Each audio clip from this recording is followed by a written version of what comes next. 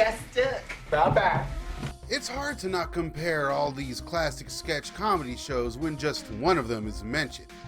SCTV can't be mentioned without, Kids in the Hall being brought up at some point.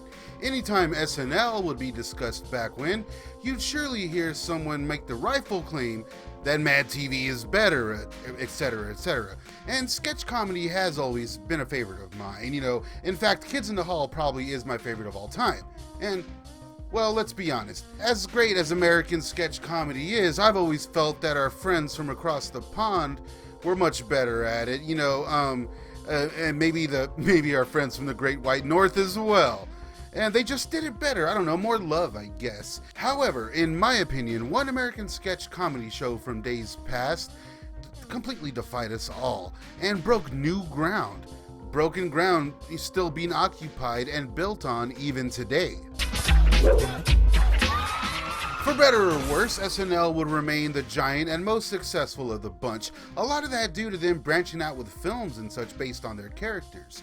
And while other obvious tropes did as well, just never really on this level. But as far as in living color, well, having a talented director and cast at their disposal, well, they never really did make that leap. Not really. From the director of Rambo 3, Mo Money, Mo Money. Mo Money. The film tells the tale of Johnny Stewart, a down-and-out 2-bit grifter who teams up with his brother for various scams. And he basically finds himself in front of a judge too many times, and when he decides to go straight, basically to win over a pre-batshit Stacey Dash, he again finds himself in deep 90s bad guy trouble. Within Living Color co-star Damon Wayans, we got some movie-worthy characters in my opinion. A lot of the characters he was able to utilize on Living Color were shelved by SNL initially.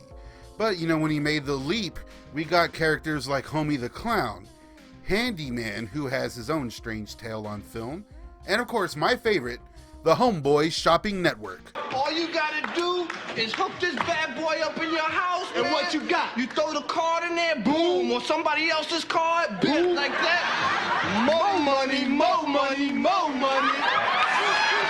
And with Wayans getting a heavy push in Hollywood at the time, with a hot streak of films, just the year before, The Last Boy Scout was released.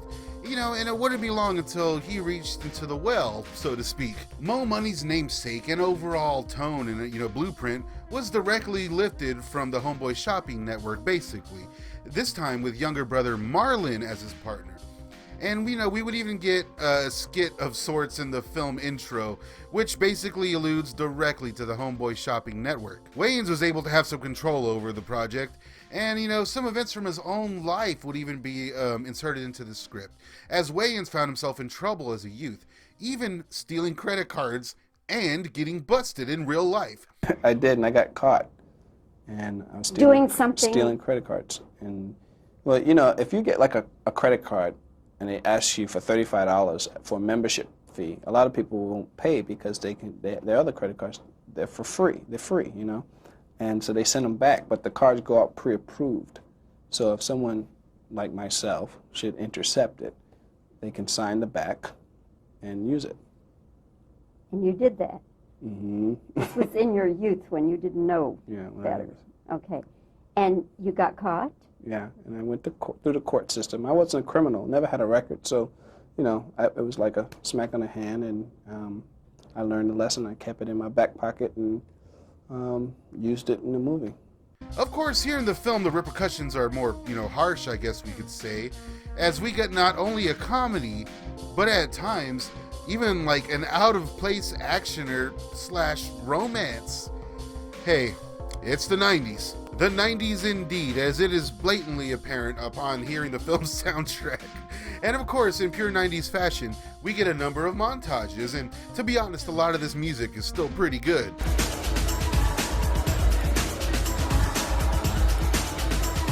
We get quite the supporting cast in Kim Wayans, Stacey Dash, and John Dale, and overall, it's a memorable 90s film.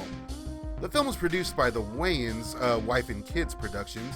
I think this was the first movie produced by Wife and Kids, actually.